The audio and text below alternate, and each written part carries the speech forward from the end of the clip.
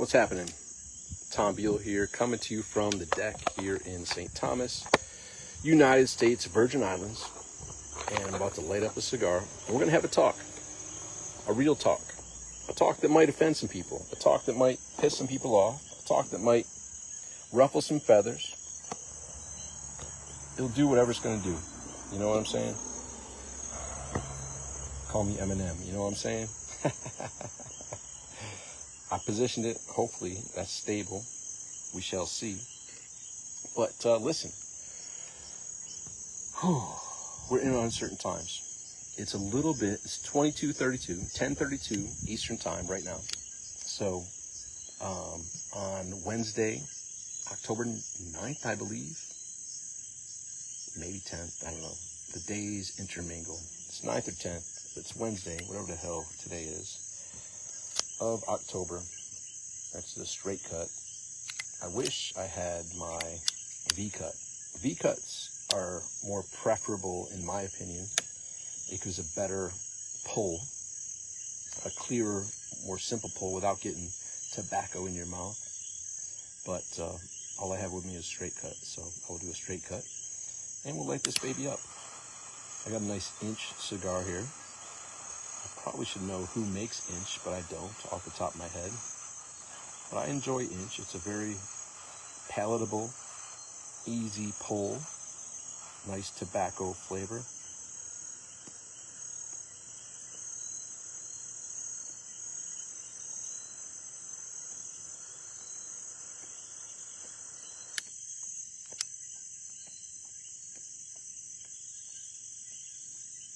This is a single flame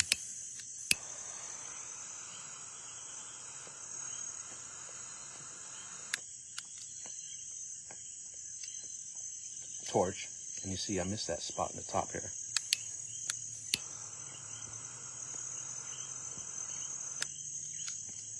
Got it.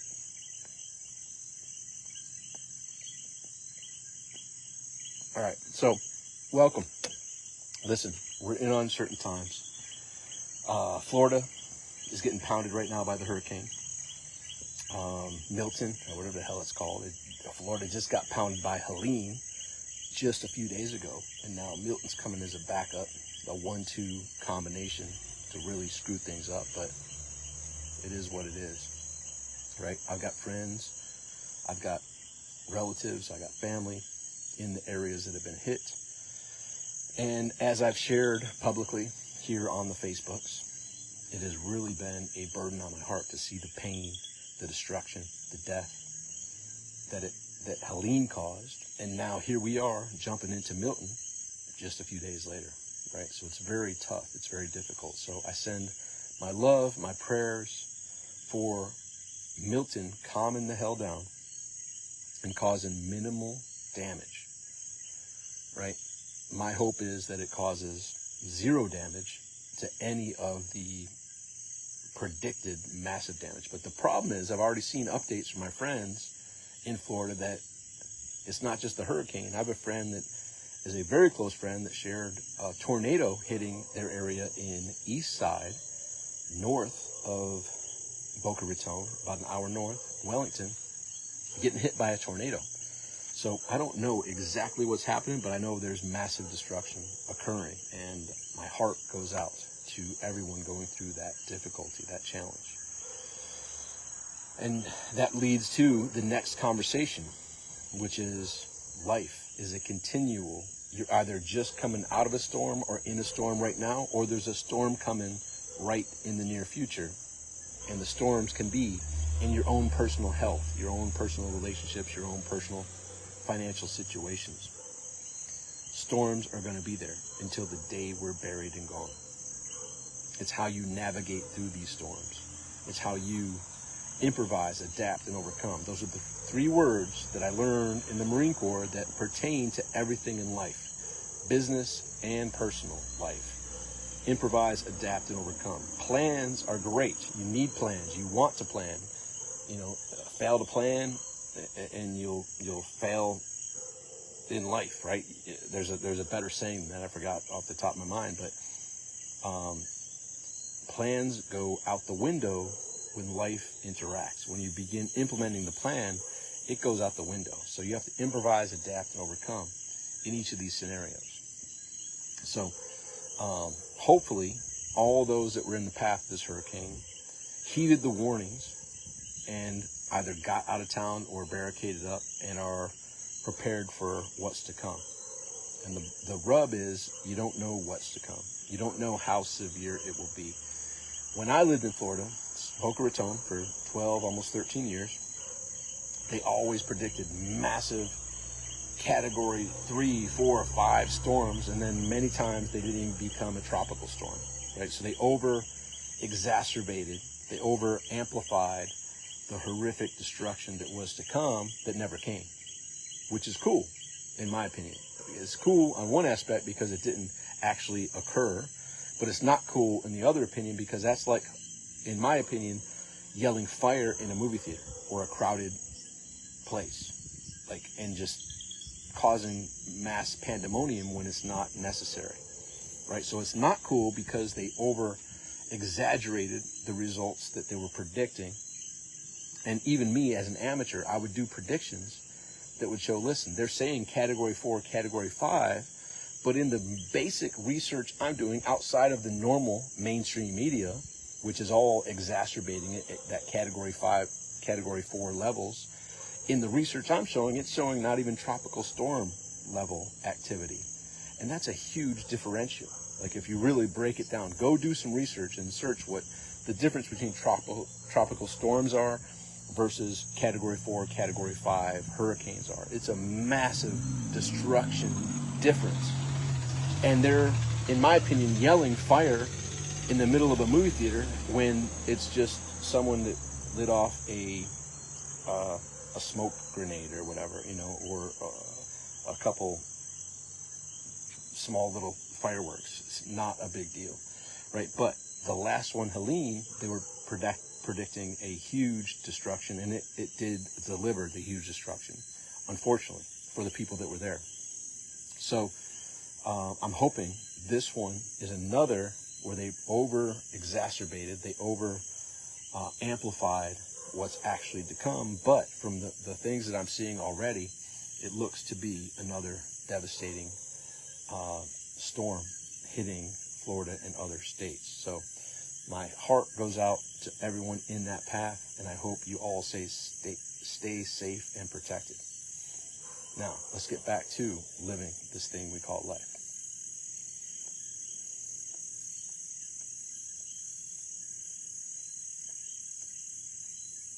My hypothesis is, in my 52 years of living, being a national bicycle champion, being the #1 honor graduate out of the United States Marine Corps boot camp, being #1 in 5 sales organizations, being able to assist in producing multiple tens of millions of dollars in results in the online community, a high performer in various endeavors, there's some commonalities between mediocrity and winning. And in life, that carries over, right? There's some principles that carry over to differentiating you between being someone who lives a mediocre life to leading a life that is fulfilling, satisfying, joyful, much love, much appreciation, much joy, right? And notice how I didn't get into the monetary aspect, because there's more to life than the monetary aspect.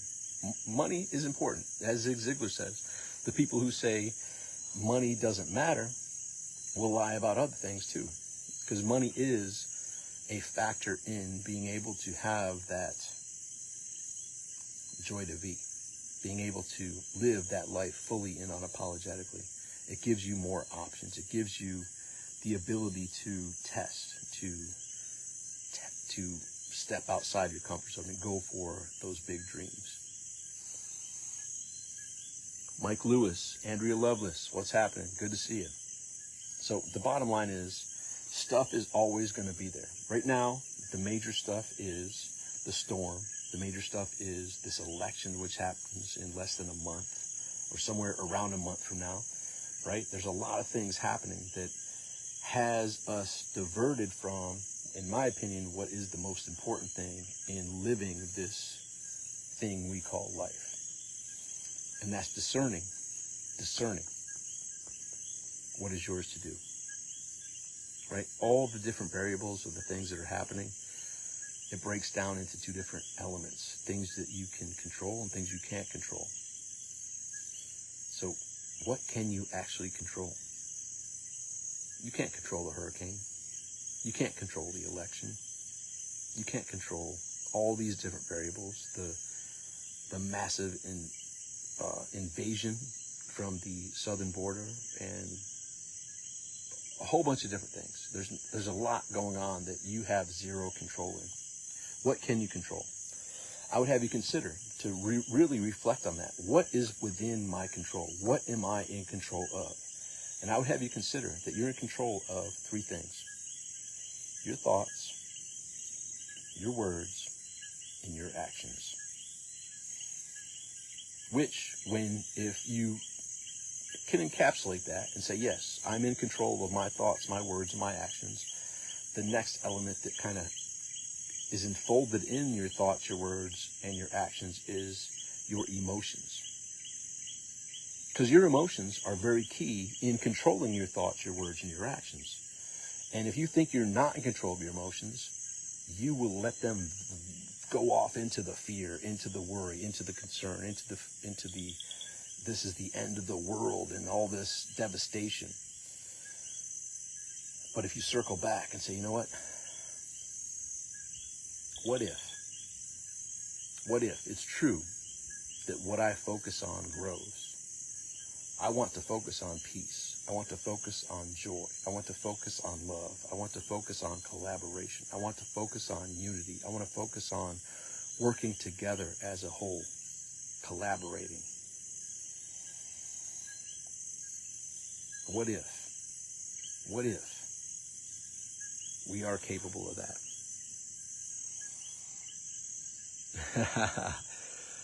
Rich asks, are you seeing bats? There are bats out here flying. I don't see any currently at this moment, but I do on many occasions recognize bats flying by. I'm here in St. Thomas, United States Virgin Islands, and there are bats here. That is true, Rich. So thank you for that question. Let's get back to Andrea. Oh my God. Listen, the bats, if they do come near you or me, they're going for the insects that hover around our body, right? They're coming to grab the insects that are near your body because your body attracts insects. But I'm not worried about them. Bats aren't going to, that's one of those things. If you can control your thoughts, your words, and your actions, there's two things you can worry about. I talked about this in a previous live stream. Things you can control and things you can't control. I can't control any bats. I can control my reaction. I can control my response. But I can't control the bats themselves. So if bats were to be swooping in, I have come to the conclusion that they're only here to get the insects that might be hovering around my head. They're not here to attack or harm or hurt me. So I'm not worried about that. Which leads back to the whole world view. That's a microcosm of the macrocosm. There's so much happening worldwide with the wars. Let me pop this before it goes out.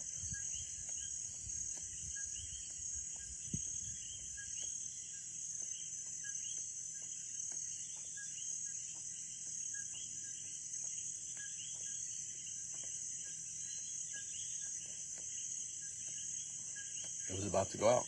I'm glad I puffed it.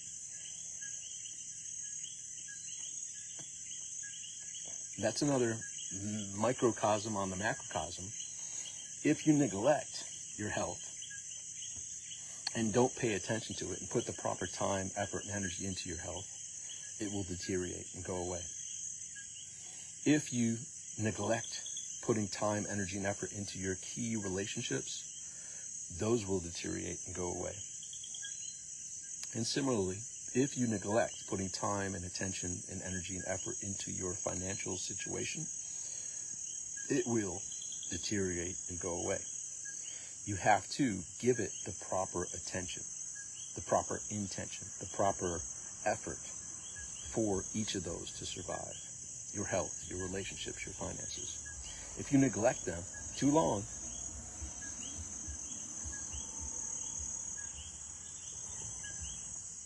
they'll go out. You see that? It's still lit. Didn't go out yet. But guess what? I've been on live streams where I talked too much. I went on tangents. I didn't pay attention to keeping it lit, and I'd have to break out the lighter to relight it. That's extra energy, effort, and attention that if you were to give it the proper attention without having it go completely out, wouldn't be necessary. So the same thing applies to your health, your relationships, and your finances. Go ahead and pose your questions in here. Jerry Cordero, what's happening, Jerry? Good to see you here. There's other people here. I've missed a couple of them, but I honor and appreciate you choosing to be here while I enjoy this cigar and we have this chat.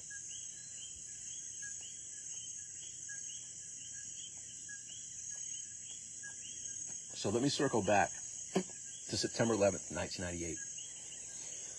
I was in a single car accident, rolled 4 times, ejected from the sunroof in Geneva, New York.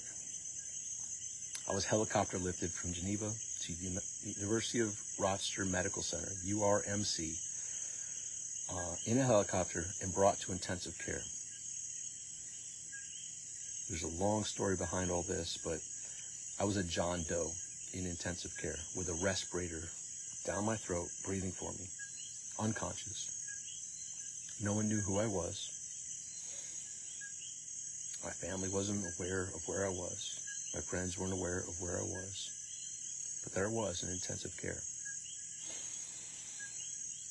And when I finally came out of the coma that I was in from the severe head trauma from the car accident, rolling 4 times, being ejected from the sunroof, and I woke up, all I remember is it hurts really bad to have a respirator breathing for you, breathing in, breathing out, breathing in, breathing out, when you aren't ready to breathe in or breathe out. It hurts really bad. So I'm flexing. I'm doing all sorts of movements, getting people's attention. The nurses came over and they finally took that out of my throat. But I had severe head trauma. I actually have an indentation here on my head from that car accident, which I didn't notice I just noticed it a couple years ago. And that led me to having what's called aphasia. And I had never heard of the word aphasia until I had it. And when you have aphasia, you're thinking thoughts, but you can't express those thoughts verbally. So I was thinking, when they were asking me questions, they were asking me, what's your name? My mind was Tom Beal. Cabbage, red, cat. Random words would come out of my mouth. Now, the interesting thing with aphasia, Joe Tunney, what's up? Semper Fi, Marine. Good to see you, buddy. I know you've been doing some great things since our paths crossed in the Marine Corps, 93 to 97. It was my tour. Crystal Ariana, what's happening? I love you. I miss you. I hope all is well. So with aphasia, they'd ask me, because I was a John Doe in intensive care in September 11th, 1998, what's your name? And I would think Tom Beal, but random words would come out that made no sense to me. And the thing with aphasia is, as I said the words, I knew that wasn't what I was trying to say. So I would try to say it again, and more random words would come out. And I would get upset. And the nurses actually thanked me from that experience, because I told them, I said, I knew what I was trying to say. And I knew when those random words were coming out of my mouth, that wasn't what I was trying to say. And that pissed me off. It upset me. And they could see my frustration. Awesome, Crystal. Happy to see you here. And so with aphasia, as I was a John Doe, because the helicopter ride from Geneva, New York to the University of Rochester Medical Center, as a John Doe, they were asking me, who are you? What's your name? What's your closest relative that we can call? And I was answering the questions in my mind, but the words with aphasia from the severe head trauma that I had occurred were coming out random and nonsense. So I was a John Doe for quite a while. And that was a frustrating experience. But somehow, some way, eventually I was able to pull through and finally get my thoughts to correlate with my words that were coming out of my mouth, and was able to actually, you know what? As I state that, I'm not even sure if that's the fact. What happened was my stepfather worked in the town of Geneva, and there were some calls from my friends because I was supposed to meet some friends that evening of September 11th, 1998, and I never showed up. And they know I'm not someone who says I'll be there and doesn't show up. So my friends, after calling my cell phone and my cell phone not working or just going to voicemail, eventually reached out to my parents, and my stepfather called his friends at the police station and the fire station. And as you may know, there is HIPAA requirements that don't allow certain information to be shared, but he was able to bypass that and track me down. And they're like, yeah, there was a serious car crash in Geneva, and Tom was helicopter lifted from Geneva to University of Rochester Medical Center. So thanks to my stepfather's research, they were able to track me down. So as I stated that, this memory just came to fruition to come to the reality of how it unfolded. I wasn't able to piece it together at that point.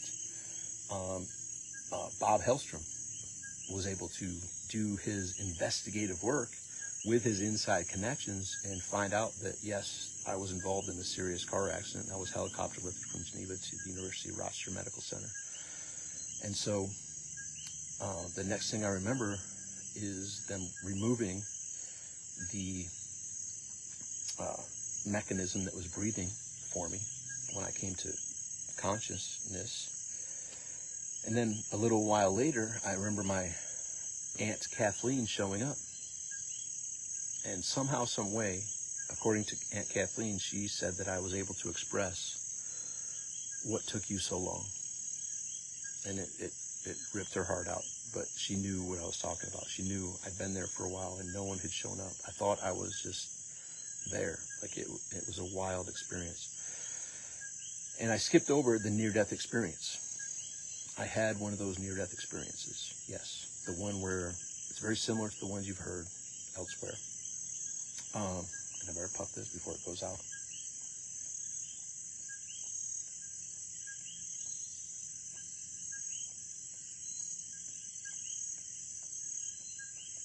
So lying in that field in Geneva, New York, I saw someone lying in the field about 20, 30 feet below my view. And it confused me. I said, what am I looking at? And next thing you know, I focus in. I'm like, holy crap, that's me. As soon as I recognized it was me, now I'm encased in bright white light. Now I'm gone from the field. Now I'm in this bright white light scenario. And I'm just confused, like, what is going on? And I see to my left this portrayal of me at my funeral. And I see my two sisters. Now, I've got a lot of family, like I think 11 siblings between the half and step brothers and sisters, between my mother and father. See, I grew up born to teenagers and raised around 4 divorces and 6 marriages. Went to 9 different schools by 8th grade. And so I see this video of me at my funeral with my sisters and my mother and my father crying. And then I step back and something or someone puts their arm around me, and all the fear, the worry, the concern disappears. And we turn 180 degrees. And even though it was all bright white light, now we're facing these big, huge doors, probably 30 foot doors, open. And this bright white light coming out. And we start walking toward the doors. This person, arm around me. No fear. It actually felt like the ultimate coming home. Like, this is what it all led up to. This is home. This is peace. Halfway from where we were to where the entrance to the doors were, I stopped. I said, stop. This isn't how it's supposed to end. I know you had more for me to accomplish. Send me back.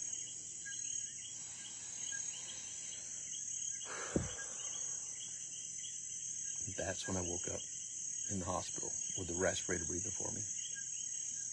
And for anyone that's ever experienced that, you know, and I know the pain of what that causes when you're trying to breathe, but it's breathing for you. So struggling, and they finally got that out. And then I had the aphasia afterwards. So I had the near-death experience. And I didn't mention that for a couple of years because it scared me. I was ashamed. I was scared to share the story.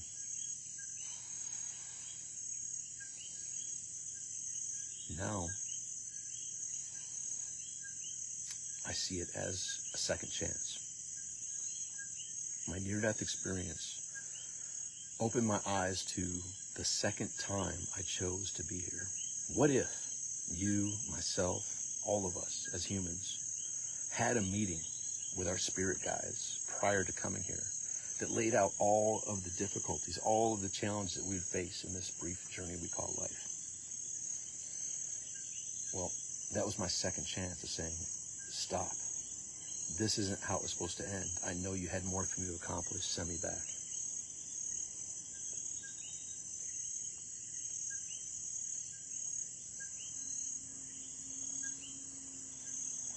So, even though I didn't share it for a few years, Stephanie Alden, thank you for sharing. Glad you're with us. Thank you, Stephanie. I'm glad I'm still with us, too. It's been a fun journey since then, I'll tell you what. And the journey continues. Here we are. October 9th or 10th, whatever the hell date it is. Wednesday, October 9th, I think. But it might be Wednesday, October 10th. My mind's not too clear on what the day is. But it's Wednesday, October 9th or 10th, 2024. And I'm thankful to still be here. And I'm thankful to share this inspiration, this message with you at this point. So here we are.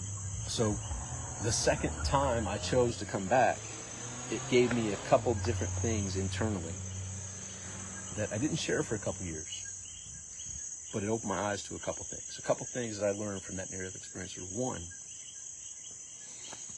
I have an S on my chest, like Superman.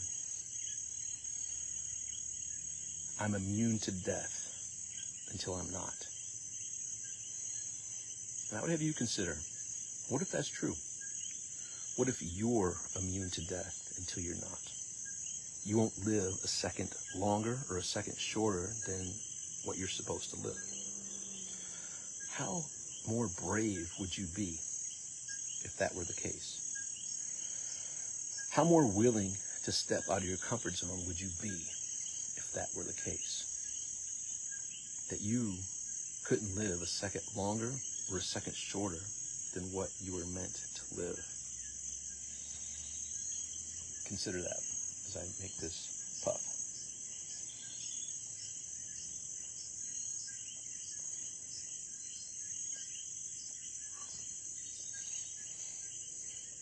What if it also gave you the permission to go for your dreams? Thomas Toby Ray, good to see you, my friend. What if you recognizing that you won't live a second longer or a second shorter than what you're supposed to live gave you the permission to actually live fully and unapologetically, to go for your dreams, to go for your desires, to go for what you knew was yours to do? You didn't feel like playing small anymore. You wanted to go for your dreams. Why not? Why not? This journey is brief. This journey we call life, it's over like that.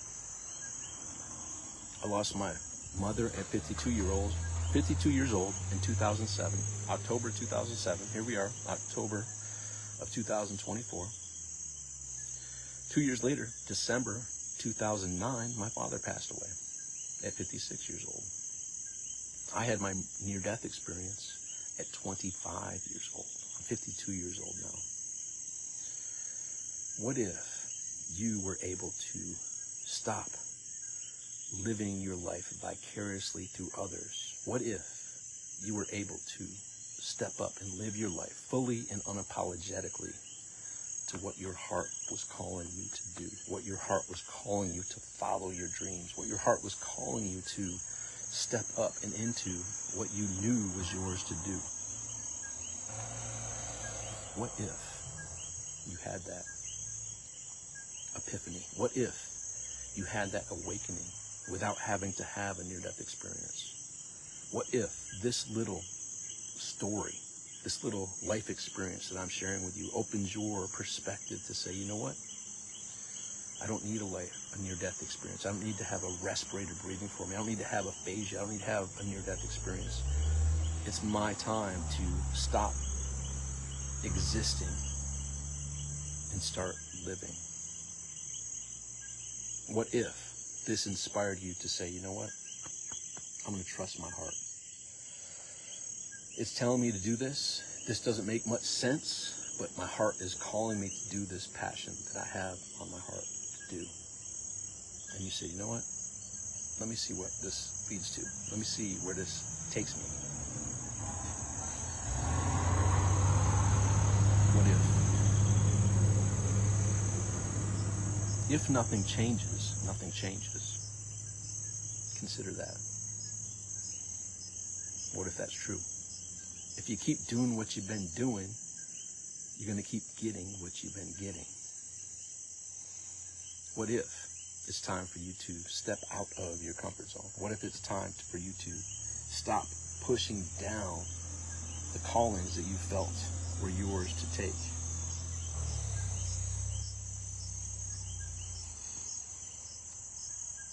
Oren, good to see you, my friend. Tom Beal's good people. Yes, sir. Oren, thank you. You are too, my friend. Joe Tunney, Semper Fi, brother. Looking forward to sharing a smoke with you and sharing some more. Absolutely, my friend. I look forward to crossing paths with you. You were at a very pivotal point in my life. You were the first person, Mr. Joe Tunney, Sergeant Joe Tunney, at the point when I was Corporal Beal. I went in front of the Lieutenant Colonel and got busted from Corporal Beal to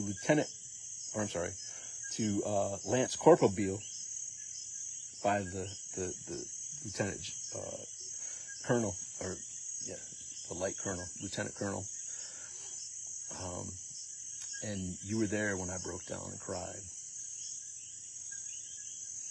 I was 2 weeks away from getting meritoriously promoted to sergeant and going on the MESEP program, the Marine Enlisted Commissioning Program. I was in a hazing incident. I only chose to be at the hazing incident to make sure it didn't get out of control. And I did make sure it didn't get out of control. I kept people in line to not step over the line. And yet, 8 of us were brought up on NJP, non-judicial punishment, in front of Lieutenant Colonel Du Bois. Sergeant Tunney was there the moment I left Lieutenant Colonel's office. Lieutenant Colonel was telling me how much of a piece of shit I was. I said, sir, I disagree. I was there to make sure the Marine didn't get hurt. And here I was, the person about to get meritoriously promoted from corporal to sergeant and put out into the MESEP program, removed from the enlisted ranks, sent to college, come back to officer candidate school, and then come back as an officer. Yet, that transpired to where I got busted from corporal to lance corporal, which was only 2 weeks away from sergeant. So Sergeant Tunney was there to console me as I was crying when I left there, because I believed what that Lieutenant Colonel said, that I was a piece of shit.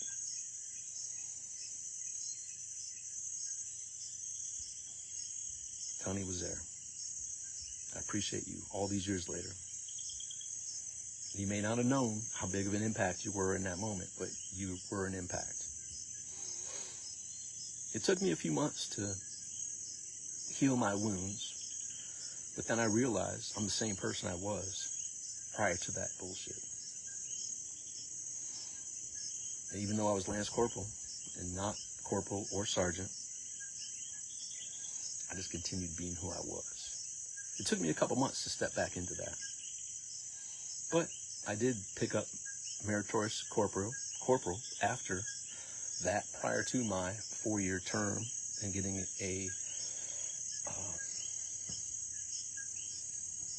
I ended up leaving the Marine Corps after the 4 years that I served. They begged me to stay, but I realized all the attaboys disappeared with one uh-oh.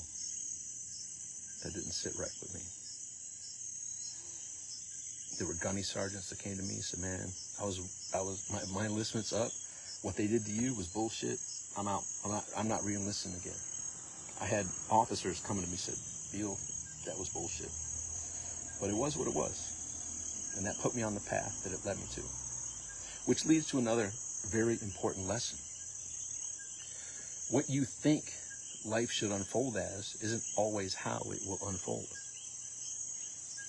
That was the biggest blessing I could have ever had. Because at the moment, I was a lifer in the Marine Corps.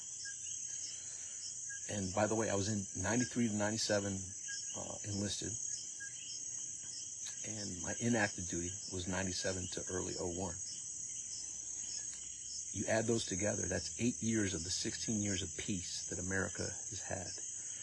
America has only had 16 years of peace in its entire existence. My 4 years active and my 4 years inactive served for 8 of the 16 years of peacetime. My original intention of being a lifer in the Marine Corps would have most likely led me to dying in Iraq or Afghanistan. Chances are pretty good.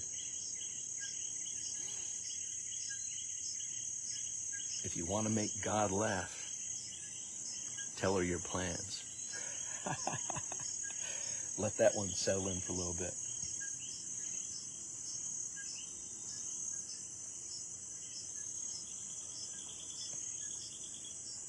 So Sergeant Joe Tunney, that's my tribute to you. You were there to comfort me in that period of uncertainty, in that period of what the fuck. I'm doing all that I should be doing, and I'm getting penalized for it. Now, that doesn't neglect me taking ownership of what I chose to do. Yes, I chose to be there for that hazing incident. I chose to be there to make sure it didn't get out of control, because Ayala was a piece of shit. Ayala, if you watch this, you'll agree. You were a piece of shit at that moment. You're a good man now. But here's an example of Ayala. I told Ayala, hey, go sweep up the base so we can get out of here early. Said, fuck you, you go sweep it up yourself. I said, excuse me? That's not how it works. See, in the Marine Corps, it's different than a normal corporate job. You have to trust your Marines with your life. If you can't trust someone to take the order to go sweep up a bay, how are you supposed to trust that Marine to do what's necessary in the time of war when lives are on the line? Once again, Ayala, this isn't passing any shade onto you. But at that moment, you know who you were. And I was there to protect you because people wanted to whoop you bad. And I did stop people from whooping you bad. However, I chose to be there. And that's the other lesson in life. As you sow, so shall you reap. I chose to be there. Which in turn also means I chose to reap what was to come from that. Which led me to getting my MESA package ripped up. Which led me to not getting meritoriously promoted and sent to college and brought back to OCS. Richard Vega, another Marine, back at that time. I just got done telling that story. You were there, Vega. Rewind the video and watch that. You might appreciate it. So as you sow, so shall you reap. I chose to be there. I chose to be there to make sure Ayala didn't get whooped beyond what was necessary. I stopped him from getting whooped beyond what was necessary. But I chose to be there, so I reaped the consequences. which led to me still being alive today at 52 years old. Not going to college, not coming back as an officer, not going to Iraq or Afghanistan, getting out with an honorable discharge in January 1997.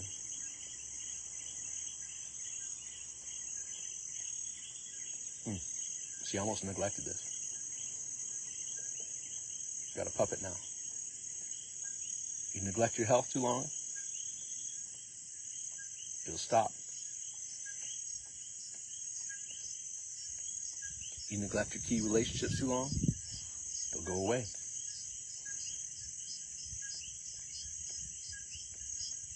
You neglect your financial situation, it'll deteriorate. You gotta give attention to those different hats that you wear in your life.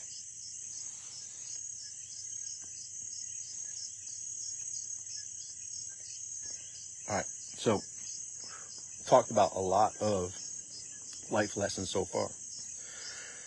Let's talk about this current scenario.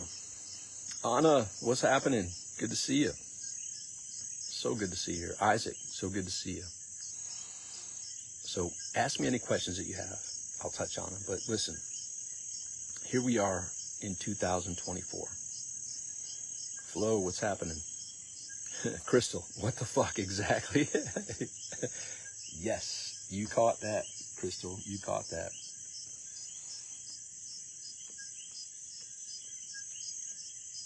Isaac, great sharing. Thank you. Crystal, what if? Yes. What if too? What the fuck and what if? Exactly. Crystal is tapped in. So listen, what's the next step? We are here and now. Little lesson. None of us can change a fucking thing from a minute ago, a day ago, a week ago, a month ago, a quarter ago, a year ago, a decade ago. Anything in the past is what it is. Was I always the best version of myself? Hell no. Were you always the best version of yourself? Hell no. Could I beat myself up over it? Damn right. Could you beat yourself up over it? Yeah. The reality is, this is the everlasting present moment, right here, right now. Right here, right now is where your power is. It's not in the past. It's not in the future. It's right here, right now. Owning who you are. Owning what you stand for. Owning your thoughts, your words, and your actions. Are they a representative of who you truly are, or are they not? If they aren't, you can choose to neglect it. You can choose to not give it attention, or you can choose to take ownership of it. Say, you know what? Although I can't change a damn thing from the past, I can change right here, right now, my thoughts, my words, and my actions. I can choose to focus on what I want. And here's the little rub. What if there's truth behind the statement?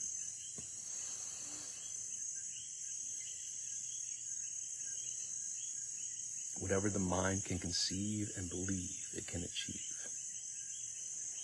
What if what you focus on grows? What if what you give attention to, what you give focus to, what you give intention to leads to the future? What if your thoughts, your words, and your actions can take you from where you are in poor health, poor relationships, poor financial situation to say, you know what? It is what it is. I made the choices that I made, but here I am right here, right now. I'm going to choose to make different choices. I'm going to choose to be on the path to become the healthiest version of myself. Mentally, physically, emotionally, spiritually. I'm going to choose to be in the most fulfilling relationships that I can choose to be in, personally, professionally, socially. I'm going to choose to be in the optimal financial situation for me. taking the proper steps to improve my today money. Every 30 days, you may have noticed the bills come. Doesn't matter what kind of chaos is happening in the world. Every 30 days, those bills come. You notice? Doesn't matter. Hurricanes, tornadoes, any of that other bullshit. The bills come every 30 days. That's the today money, including your lifestyle. Today money is everything that involves you surviving and thriving on a monthly basis. What's that? What's that number for you? What are the steps I'm taking? What are the steps I can take to ensure I'm at my optimal today money income, producing on a monthly basis enough to help me not just survive, but to thrive? Similarly, tomorrow money, beyond the 30 days, 60, 90 days beyond. These are the bigger projects. Like, hey, you know what? I got this idea. I'm going to start this business. I'm going to do this thing. I'm going to take this side hustle. It may not produce results right away, but if you put the time, energy, and effort into gaining that clarity of what's yours to do, what if you give it that proper attention, that down the road, 30, 60, 90 days from now, the results start to come in. The ROI, the return on investment starts to come in. Investing your most precious and ever-fleeting asset of time. What if you might be in either no relationship at all at this point, or in several relationships, personally, professionally, socially, but you want to have a better personal relationship. You want to find that lover. You want to find that business partner. You want to find that person you can collaborate with and just gel with, have talks that other people can't have. Set that intention. Put time, energy, and effort into that. Like, what would that look like for you? Because this journey is not single focused. It's a multi-focused, multi-hats that you have to wear in this journey. Father, mother, brother, sister, business partner, lover. What if you set the intention, gave the proper attention, effort, and energy into cultivating those key relationships? How would that feel? All right, I see some other things. Anya, so real. Thank you. Crystal, expand my comment. Yes, let me see. Yes, there we go. Isaac, in the moment's current realizations. Yes. Anna, the moment you comment, or wait, here we go. The moment you commit to that decision, it becomes real at that moment. As long as you continue to nurture that path, you grow the strength of that reality. Yes. Isaac, kicking off your heart's dream reality. Yes. Anya, so real. Tom, you're amazing. Thank you, Anya. I miss you. I miss you too, Anya. You are amazing as well. As you are Isaac. As you are Crystal. Everyone here joining. Flo, Rick, all these amazing people joining here. You are each amazing. So I guess some other lessons are, stop taking life so fucking seriously. It's not so complicated. Stop overcomplicating this journey we call life. Enjoy each moment. Enjoy your gifts that you're given. Step into those gifts that you have in your heart. Stop suppressing what you know is yours to do. Start embracing what you know is yours to do and go out and do it. The more you contribute, the more you receive. Start giving. Start serving. Start stepping up. Start stepping out of your comfort zones. And when you do that, you too will feel empowerment. You too will feel love. You too will feel support. You too will feel, this is the path I was meant to take. It's not to suppress it, it's to embrace it, it's to go for it, it's to live your life. I have one of the things I teach, I am me, F you. I am me, F period, U period. I am me, fully and unapologetically.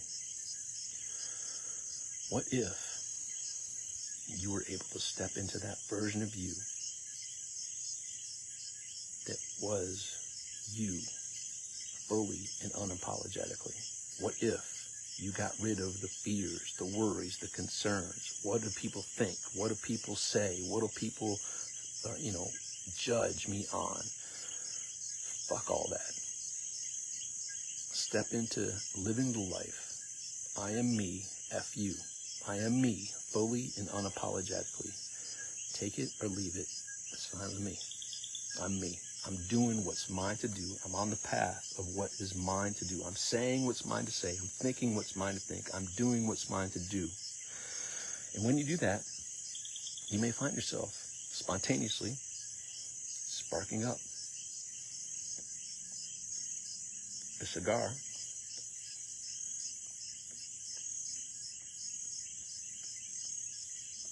on your patio, sharing some words that are on your mind. E. Brian Rose, I love you, my friend. Fuck all that. Love it. I am me, F you. E. Brian Rose, you've been on that path. I am me, F period, U period. I am me, fully and unapologetically. Take it or fucking leave it. I don't give a shit. That's me. Some will like it, some won't. So what? Someone's waiting. SW4. No matter what you do or what you choose not to do, SW4 applies. Some will, some won't. So what? Someone's waiting. Be you, fully and unapologetically. You see me close? That's emphasis. Be you. Stop suppressing the you that you know you are meant to be. Step into your greatness. Step into all that you know you are meant to be. I have lots of texts coming in. Crystal, I see some texts. I can't look at them yet, but I am excited to see them soon. Listen, this journey is brief. No matter how long we live, the other thing I teach is you are not dead yet. You are not dead, ... yet. We all fucking die. The difference is, can you step into the power of living while you're alive versus dying years before you're buried into the fucking ground? Consider that. How many people do you know have given up on their dreams, have given up on their fucking following the passion that they know is on their heart to do? You can see it in them. They're just dead. Yet they're existing, they're breathing, but they're not buried yet. That's not you. You didn't choose to come here to stumble across this video, to fucking exist. You came here for a reason. You came here for a purpose. What if your two-word purpose is to joyously create? What if you are here to joyously create? Are you joyously creating? Are you following what's on your heart to do? Are you being yourself fully and unapologetically? Are you going for it? Are you saying what's on your mind? There's only 3 things you can control. Consider my thoughts, my words, my actions, which by default help me control my emotions. Guess what? The emotions can be a bitch. There's difficult shit that happens in this life. Friends and family members passing away, leaving you, abandoning you, betraying you, all that shit. That's part of this journey we call life. It happens. It's up to you to determine how long you let that shit hold you back versus say, you know what? It is what it is. It's time for me to shine. It's time for me to finally recognize I am going to choose to live my life fully and unapologetically. I'm going to choose to think, speak, and act in accordance to what I feel is on my heart. To think, say, and do. And that brings the joy, man. I'm telling you.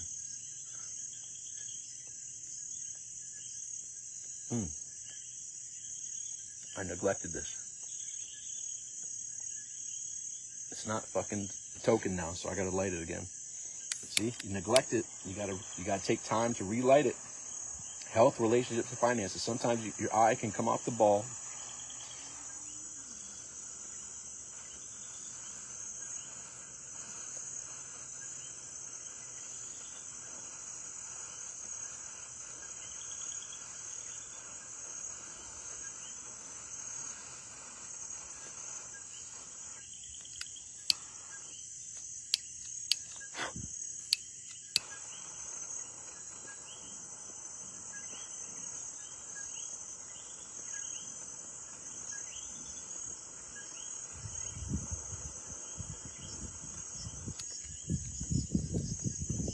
See, you neglect it.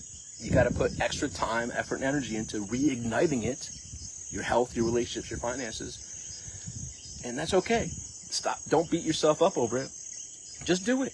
Like, okay, shit, it's not puffing anymore. I got to fucking relight it. So if your health's out of track, get back on track. If your relationships are out of track, get back on track. If your finances are out of track, get back on track. Don't beat yourself up over it. Just fucking relight it. All right, it's time for me to put more attention back into that.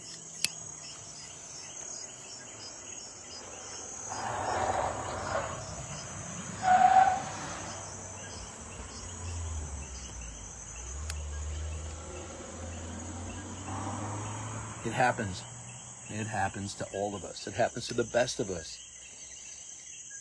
Stop beating yourself up. Guess what? I've said and done a lot of stupid shit. How about you? You said and done a lot of stupid shit? Hello? Hello? Guess what? I'm going to continue to say and do a lot of stupid shit. My goal is to say and do a lot less stupid shit than what I used to do. Tony Robbins says CANI, constant and never-ending improvement. Be constant and never-ending improving your situation. That's the key.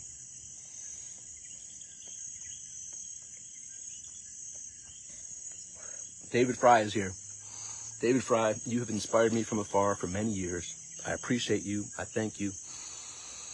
And one of my biggest joys is you and your wife sharing how much fun you had a couple Fridays ago, months ago, maybe a year plus ago, me being on my deck here, smoking a cigar, naked. I'm now clothed, so shirt and pants, for those who are actually shorts, so shirt and shorts. But David, one of the most fulfilling and joyful moments of my recent years is you and your wife sending me a picture of, we enjoyed our Friday afternoon watching Tom Beal smoke a cigar on his deck naked. So tell your wife thank you, and I thank you, my friend, for having the courage to share that gratitude of that fun moment all those months ago, probably a year ago. I don't remember how far it was, but I've been here about a year and a half in St. Thomas, and that was a highlight of my life. So I appreciate you from afar. I acknowledge you and just have a massive appreciation for you. So thank you. David, what's up, brother? Right on. So unfortunately, I'm clothed today, so it's not going to be as fun for you, your wife, and your family, but hopefully equally valuable in the insights that are shared. So on to some next life lessons. Which circles back to, you're not dead yet. And David, actually, for those who don't know, had, I believe it was was it a kidney? What, David, was it a kidney that you had someone donate a kidney and gave you a kidney, and you had a kidney replacement situation a few years back? I don't quite recall the details, but I know it was something similar to that. And that was a very inspiring journey as well. Like, for those who aren't aware, like, the amazing humanity of someone to say, yes, our blood work worked out, and it appears I can be a fit for you, and they're willing, excuse me, to give up their kidney to help save your life. That's freaking beautiful, right? And you are in gratitude for that person for doing that for you. Yet that's humanity, and that's what I love about Helene. Helene, my heart was heavy in that hurricane. David says, a mother of 4 young children donated her kidney to me. whoa, listen to that for a second. And I think, David, that was a stranger. It wasn't like a family member or anyone like super close to you. It was just a mother of 4 young children who saw your need and raised their hand and said, you know what? I got 2 kidneys. Take one, and that's my gift to you to ensure you have more years to give to your own family. That's a beautiful thing in humanity. Wife of a friend of mine. That's fantastic. Thank you, David, for sharing that. So a wife of a friend of David's donated, who's a mother of 4 young children, donated her kidney for David to take. His body received it, and he's alive all these years later. I don't know how long it's been, but I know it's been several years. And that's just such a gift of humanity, of humans coming together to help one another. And that's a sign of where we are today. And that's another gift, I guess, I could share that really took my heavy heart from the recent hurricane and turned it into glory and turned it into joy. And it also reminds me of flashing back to 2001 when September 11th happened and September 12th when that occurred, of how humanity came together. How can we help one another? And guess what, ladies and gentlemen? What if that's the secret? What if we could take a step back and not get caught up in the propaganda and the division and the us versus them propaganda that's being propagated to us? What if we could step back and realize we're all on this ship together? This ship, this thing we call Earth, this 8 billion humans, and we're on this ship together. And what if we came together? Imagine the miracles that could occur. Imagine the kindness, the joy, the love that could occur if we all just saw each other as brothers and sisters. We stepped back away from the blurred vision of we should hate these people, or we should hate those people, or we should not like those people, or we should like these people. Like, what if we recognized the humanity? We're all brothers and sisters. And all the things that they try to divide us on, race, nationality, religion, sexuality, income levels, etc. We're just humans. You're my brother. You're my sister. How can I help? What if? And see, that was the thing that took my heavy heart from this Helene, of seeing the devastation, the destruction, to seeing the humanity of people pulling together and helping those in need. And like I said, it flashed me back to September 12th, 2001. I was in North Carolina. I think we all, if we're old enough, remember exactly where we were when September 11th happened. I was driving early morning to an appointment with the interior designer who did the homes of many of the NASCAR race drivers in Charlotte, North Carolina, Lake Norman. And I heard the first incident of the tower being hit, and it really confused me because I was like, whoa, I lived in New York City. And I don't remember planes even being in the area because it just never crossed my mind. And as facts would turn out, there weren't planes allowed in the vicinity of New York City. But I was like, wow, this must have been a freak accident. And then when the second incident happened, I don't remember what that was, but I pulled over on the side of the road. I believe it was 77 and in North Carolina, and called my office and said, America is under attack, send everyone home. And my office, they started at 8 a.m., but they're like, what are you talking about? I said, turn the TV on, turn the radio on. America is under attack, send everyone home. And then the second tower was hit, and then the Pentagon was hit, and then the plane crashed in Pennsylvania, and it was just one after the next, and there was so much uncertainty. But September 12th, 2001, I was in North Carolina. I just moved down there in July. I moved from Rochester, New York. I had New York plates on my car at that point. And so I'm in North Carolina with New York plates, and wherever I drove, I happened to be in Charlotte and Raleigh a few days afterwards. I was a North Carolina home book publisher for anyone looking to build, remodel, or decorate their $1 million plus home in Charlotte, Greensboro, or Raleigh, Durham. And whenever I pulled into anywhere that I was going and I had New York plates on, people would come over to me and said, "Are you all right?" It chokes me up still to this day, all these years later, 23 years later, of how humanity came together. What if we didn't have to wait for a tragedy? What if we were able to recognize that together we're so much stronger? Together we're unstoppable. What if? What if? So anyhow, there's many more lessons that we can discuss, but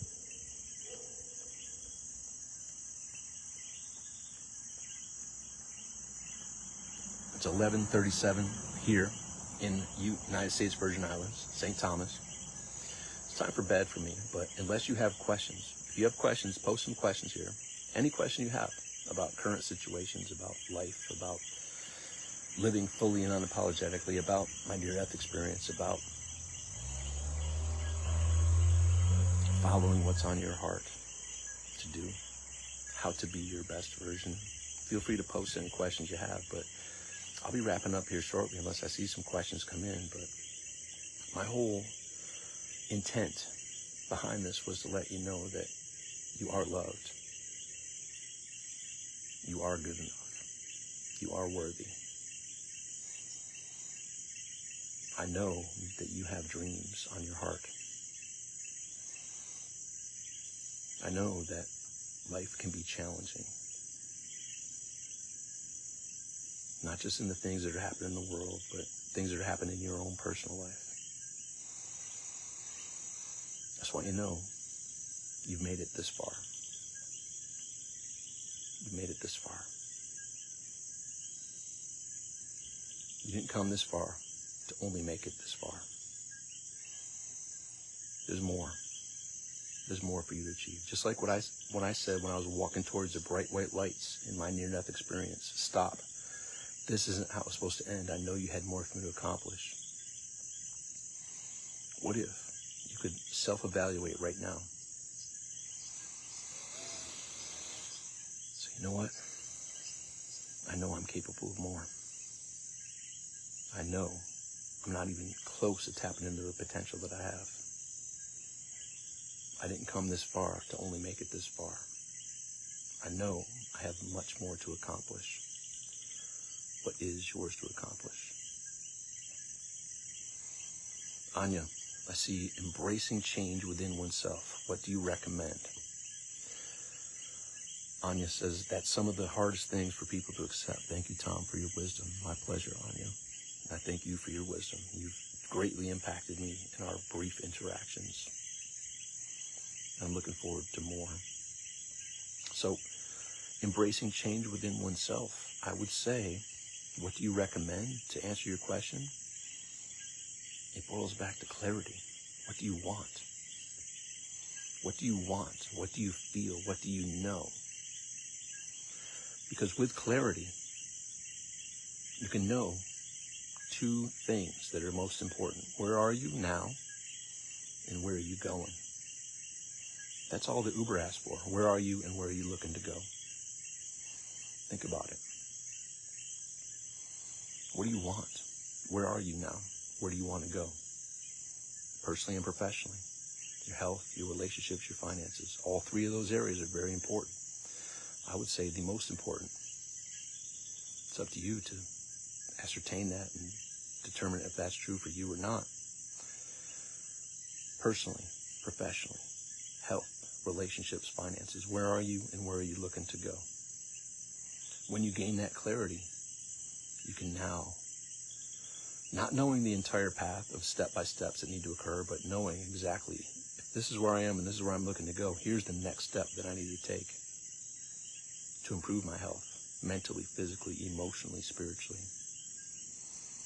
to improve my key relationships, personally, professionally, and socially,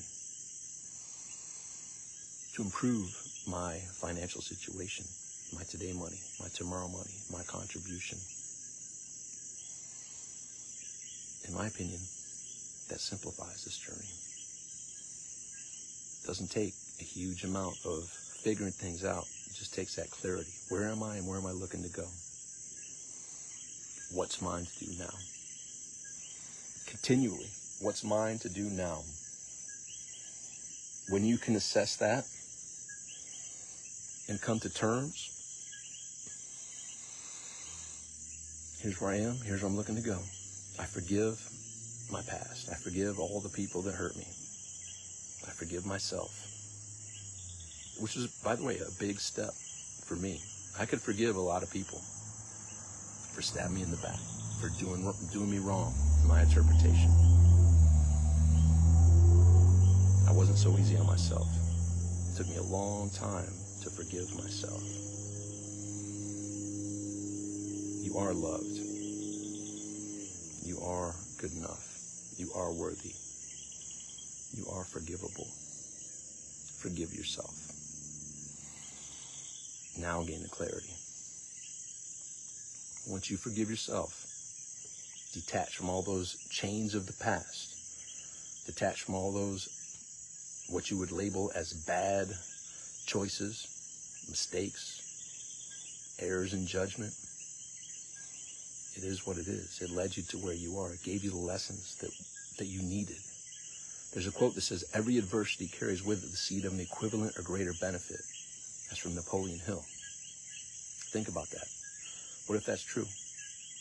Every adversity that you've gone through has been the boot camp for your life to bring you to where you are now.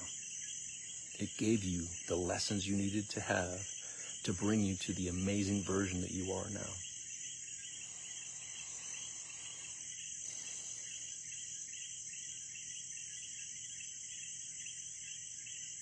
I hope that resonates with you. I hope you feel that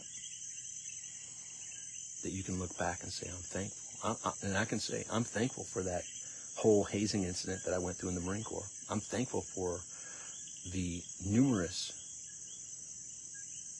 things that I would label as bad in my life, because that led me to where I am right now. It led me to the person that I am now. And my hope is that you can embrace that and see that for yourself. That you can be thankful for all those challenges, all those adversities, because that taught you exactly what you need to learn at that moment and brought you to this version of you now, which is ready to shine, which is ready to step up and show the world what you're truly capable of. And it's not to make any appeasement to anyone. It's not to validate yourself. It's only to be yourself fully and unapologetically. And when you can step into that, it opens up the matrix. You become Neo. At that point in the matrix, when Neo sees the code, and Neo just is like, no, stop. Stop. And the bullets stop. You're done playing the games. You've hacked the matrix.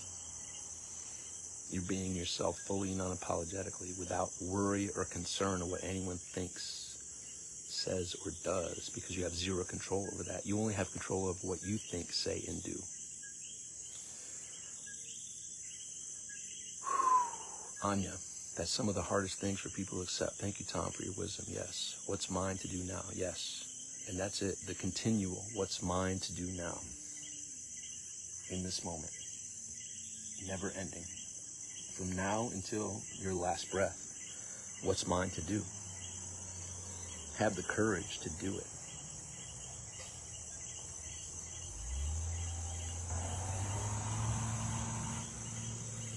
Or not. The choice is yours. This is a choose your own adventure journey, ladies and gentlemen. What if? Remember, I used to love those books. Did you love those books? Where it was like, turn to page 56 if you went through the door, or turn to page 62 if you didn't go through the door. What if this is a choose your own adventure path? And what if your thoughts, your words, and your actions, your intentions, your clarity led you to deciphering and being a self-fulfilling prophecy of where you are and where you're going? What if you had the courage to talk to yourself 20 years from now, the best version of yourself? What if you took the time to invest in a conversation with yourself 20 years from now? I'm 52 years old right now. What if I chose to invest time into speaking with my 72-year-old version, the healthiest, most fulfilling relationship, and the most fulfilling financial situation I could believe as possible for myself at 72? And what if I was able to send that thought forward 20 years from now and have that version of me talk to me right here, right now? What would that version say to me? That ideal version of myself. Would that version kick my ass? Would that version have some very harsh words for me? Or would that version give me some guidance? And by the way, all of those are feasible. I had a version of me kick my ass. When I was 40, my 60-year-old version kicked my ass. Told me, you need to step the fuck up. You're talking all this talk, but you're not following through with your actions. When are you going to start living your life congruently? And that taught me what I needed to learn at 40 years old. Now, at 52, my 72-year-old version is like, all right, you're on the right path, but it's time for you to step up and out of your comfort zone. It's time for you to do more things like this. Go live and talk to people. Provide value to the world. Get your book created that you've had on the shelf for years. Provide that value to the world. Cast that net, and the right people will come to you. The more you give, the more you receive.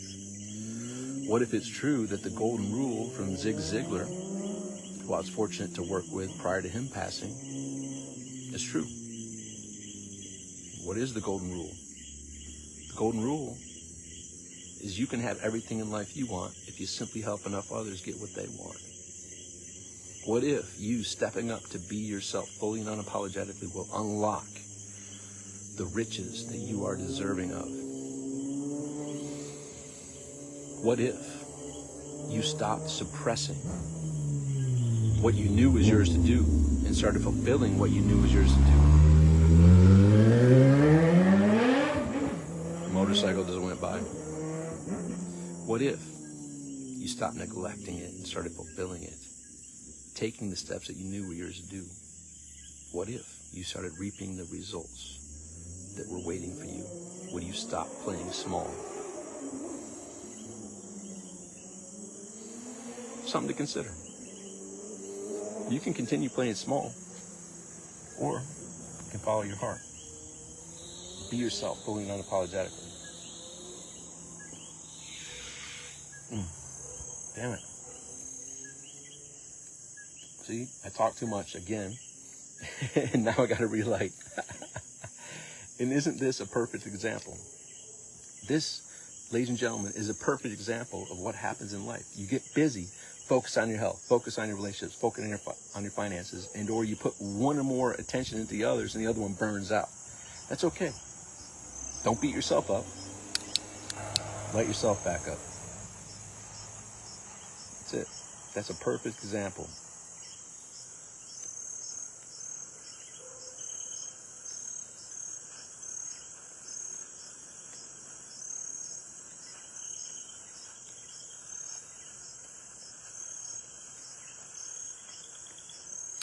Sure, takes a little time, but in short order, you're back in flow.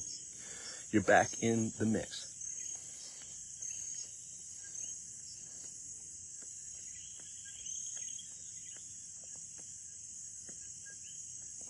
All right, Panther, good to see you, my friend. Anya, I adore you, Tom. You're a godsend. Well, thank you. I adore you as well. I appreciate you. Panther, it's good to see you here, my friend. Listen, I'm just sharing some insights. I hope this inspires you in some way to step up and into who you were meant to be. Man, this journey's brief.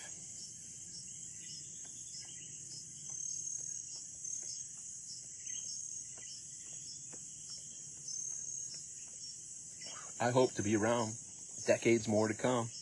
But the rub is, none of us know if today is our last day. And that's the rub of life. You're not dead yet. We all have that last breath. The key is, did you go for it while you could? Did you follow your passions? Did you do what was yours to do?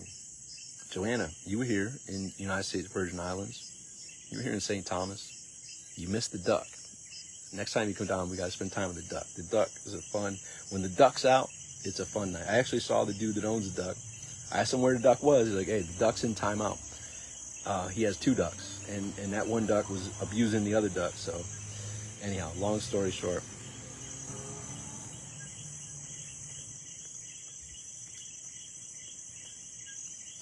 live your life fully and unapologetically. Recognize time is your most precious and ever-fleeting asset. Go for it. Step up and into who you know you are meant to be.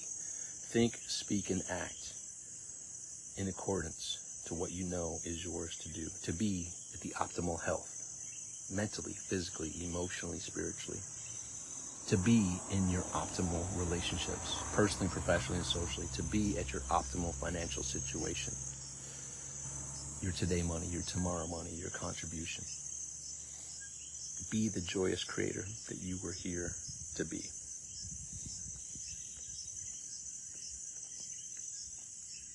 Stop suppressing it, embrace it, and go with it. And watch how that will unlock the truth behind Zig Ziglar's quote. You can have everything in life you want. You simply help enough others get what they want. How can you help others get what they want? My goal is to be me, fully and unapologetically. My goal is to speak my truths. I got the hiccups. Smoked in some cigar smoke here. On that last relight. Anyhow,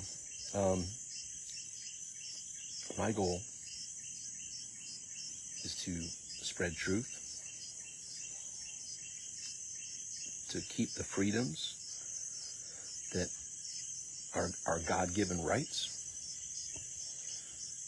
and help others be themselves fully and unapologetically. My sister Jennifer Payne McCartney is here. She's up the hill, just a short walk up this little hill. She's the owner of this amazing property here that I'm fortunate to be renting this amazing cottage from here in St. Thomas, United States Virgin Islands. And she's a blessing. She's amazing. She is a gift. She's 10 years younger than me. I was 10 years old when she was born. She's amazing. She's a physical therapist, magical with her practice. I run into people on the island that, oh my God, that's your sister. She helped me with this injury, and so amazing. Continual, amazing feedback and testimonials from her doing what is hers to do. That brings me great joy. Honored to be her older brother. Honored to be here on St. Thomas with her, right up the hill with her 2 amazing children, her amazing husband. It's a great time.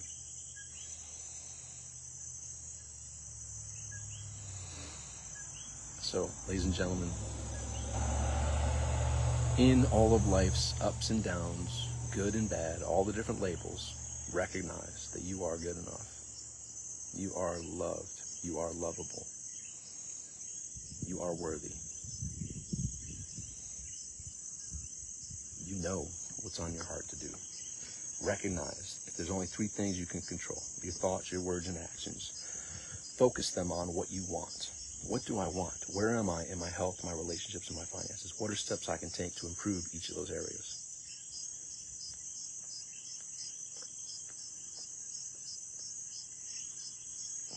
And one day at a time, you recognize you can make great progress. You wake up a month from now, 3 months from now, you're like, whoa, I'm way healthier than I was when I made that decision. I'm in way better relationships now when I made that choice to give attention to fulfilling my ideal scenario of what those ideal relationships are, personally, professionally, and socially. I'm improving my financial situation. Wow, in 30 days, 60 days, 90 days. Whoa, look at the progress I've made.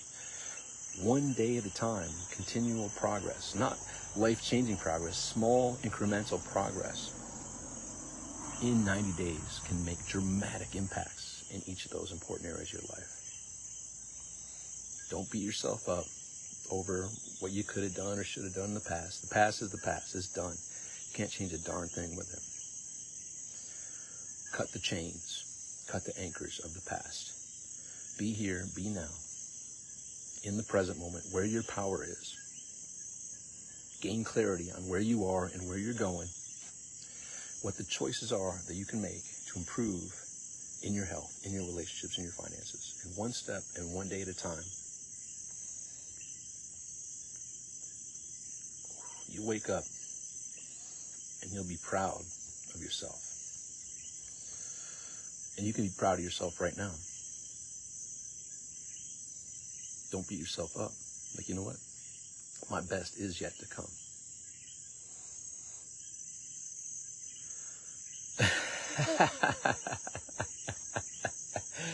Lou Edwards, Captain Lou, just turned 65 a couple days ago. Happy belated birthday, Lou. I love you. I'm looking forward to seeing you again soon. I believe the next time that we'll cross paths, if not earlier, is on the Marketers Cruise. But you are a man, a myth, a legend. Captain Lou Edwards. If y'all don't know, go to marketerscruise.com. Join us on this fun. I believe it's our 18th or 19th year. We started in January 2007. Captain Lou, myself, Mike Filsame, Donna Fox, Paulie Sable, January 2007, and it has evolved over the years to be an amazing adventure. Over 400 entrepreneurs, cruising the Caribbean seas, brainstorming, networking, creating deals. I believe it's over $1 billion in deals that have occurred since its inception in 2007. But regardless, it's been a joyous adventure, and Captain Lou is amazing. So, smoking hot, St. Thomas Beal, yes sir. Captain Lou, when I first moved to St. Thomas in May of last year, 2023, he said, "Wait a minute, is your name Tom or Thomas?" I said, "Thomas." He's like, "So you're Thomas living in St. Thomas?" It's like, "Yeah." "You're St. Thomas Beal?" I said, "Yeah." So I went and bought the domain stthomasbeal.com. Thanks to Captain Lou's brilliant insight.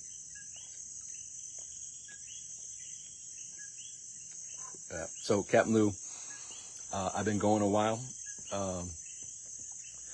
I can't recap all that I've shared, but you know the deal. I talked about I am me, F you. I am me, fully and unapologetically. I talked about how our journey here is brief, regardless of how long we live. You're at 65, I'm at 52. We all have friends and family that are not here any longer, and pretty soon we won't be here either. So the key is to step up. Think, speak, and act in accordance with what your heart is telling you to do. And fulfill that quote from Zig Ziglar. You can have everything in life you want if you help others get what they want. You fulfill what others want. You give the gift of you to the world, and watch how you will reap the results from that giving of your gift of you. Deals or Beals, Lou says. Sexy 5, please. Captain Lou is sexy 5, not 65. That's right.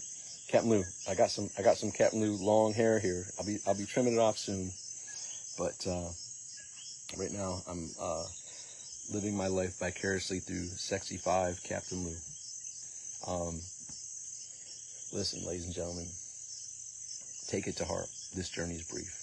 I lost my mother at 52 years old. I lost my father at 56 years old.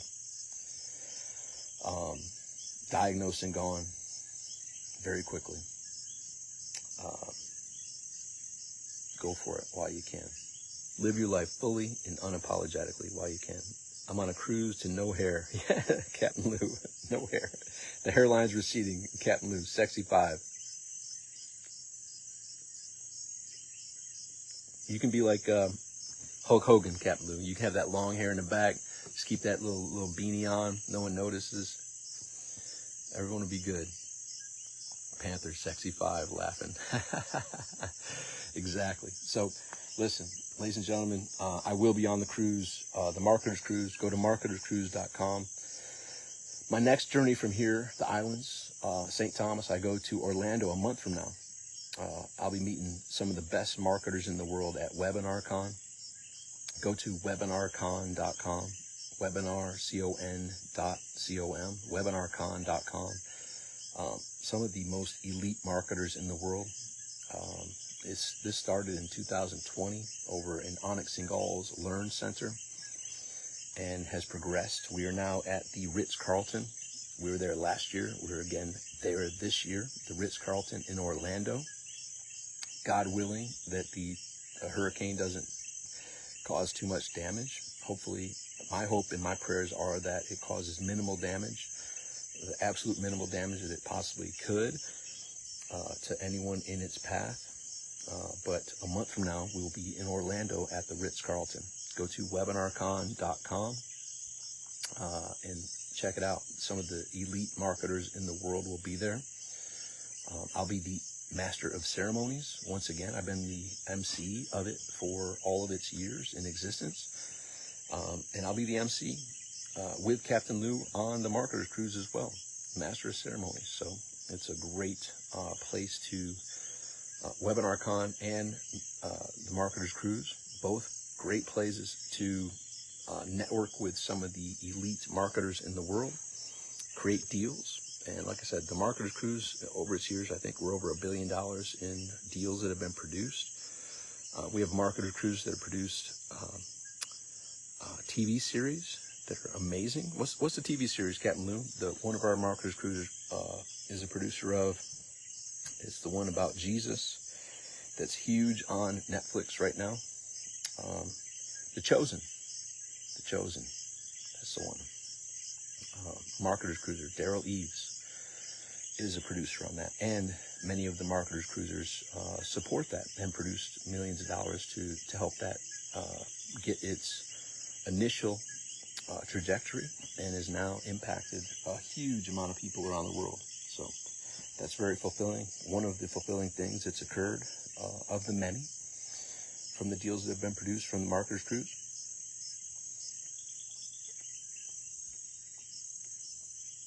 All right, I'm open to questions if y'all have anything.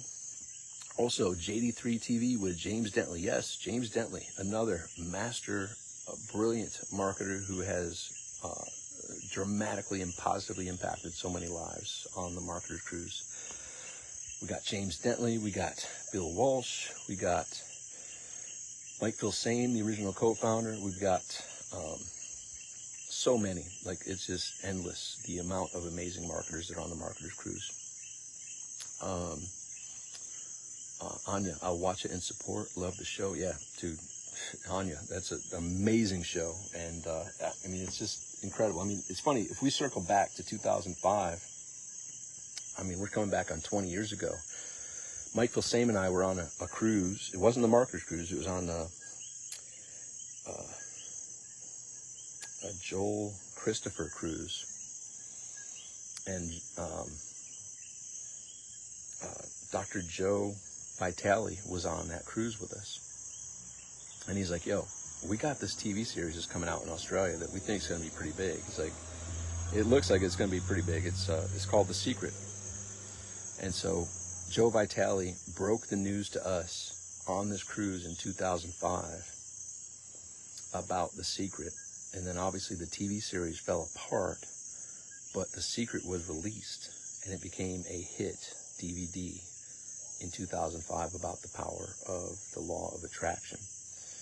And Dr. Joe Vitale, a key figure in that, amazing production, a great friend, and yeah, it's been an amazing journey, I guess is what I could say. But here's what I would really like to cement to all of us. Our bests are yet to come. Regardless of what's occurred so far, I would have you recognize, look yourself in the mirror and say, you know what? You've made it this far, and you didn't make it this far to just make it this far. My best is yet to come. I am who I am now. I've learned lessons over the years, over the decades, and now my best is yet to come. What if that's the reality for you?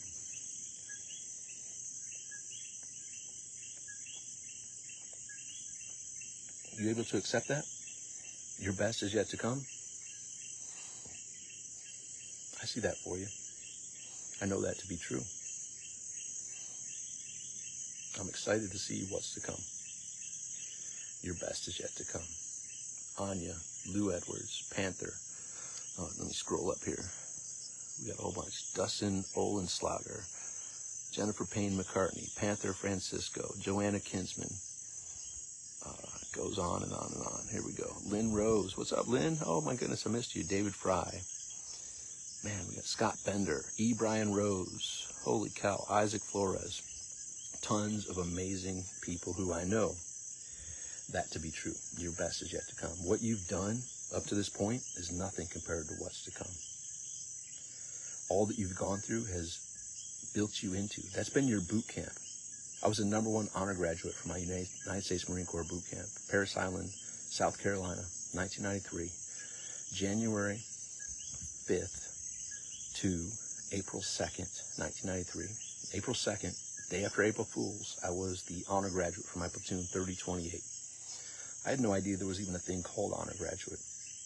And then they told me on April 1st, Beal, you're the honor graduate. I'm like, what does that mean?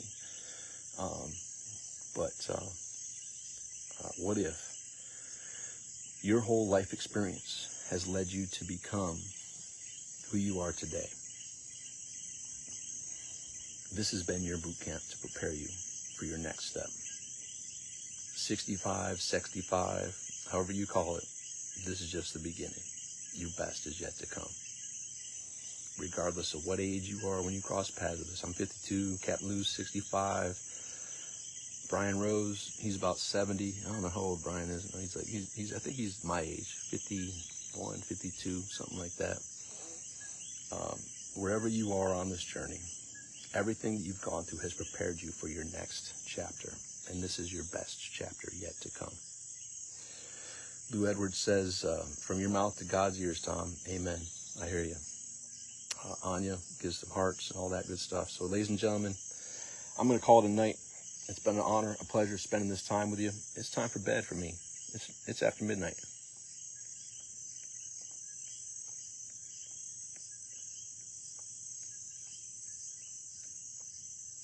Way past my bedtime. But I'll tell you this.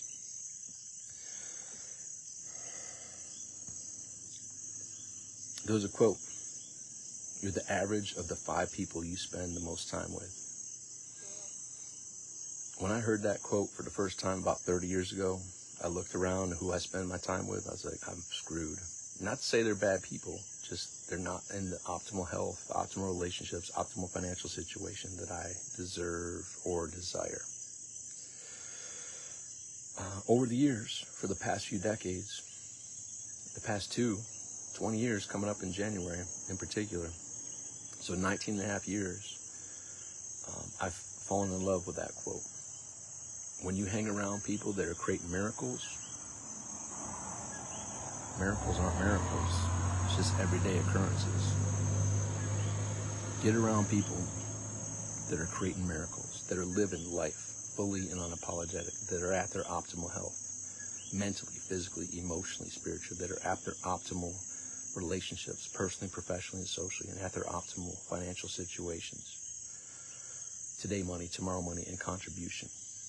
And when you're around those people that are creating miracles, it takes them from being miraculous to not being possible to like, well, that's just what you're supposed to do. When you're hanging around with people that are living their life fully and unapologetically, it encourages you to step up past your comfort zones to live your life fully and unapologetically. What other people would call miracles, it's just everyday experiences. And it's your turn to create those miracles. It's your turn to be yourself fully and unapologetically. All right, on that note, thank you for spending time with me tonight. Hope you enjoyed it as much as I did. I will talk with you soon. And in the meantime, stay safe, Florida. Florida. Stay safe. All the people in the path of this hurricane and all the other craziness that's happening in the world. And with all that craziness, find your groundedness to realize I can only control my thoughts, my words, my actions. It's time for me to stop pushing down my dreams, my hopes, my desires, start to embracing them. Where am I? Where am I wanting to go? And now is my time. Stop waiting for a permission slip. Stop waiting for someone giving you the proper approval.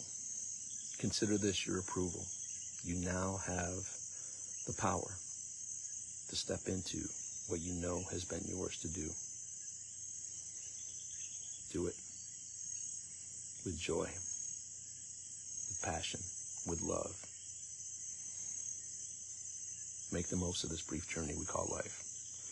All right, I'll talk with you soon. Until next time, go to tombeal.com. Whole bunch of great insights and free gifts waiting for you at tombeal.com, TOMBEAL.com. Lou Edwards, good night, dear friend. Pleasant Island dreams. Yes, sir. St. Thomas Beal, calling it a night. Anya, we will share Cubans one day soon. I'm looking forward to that, Anya. All right, have a great evening. I'll talk with you soon. Until next time, make today great. Bye for now.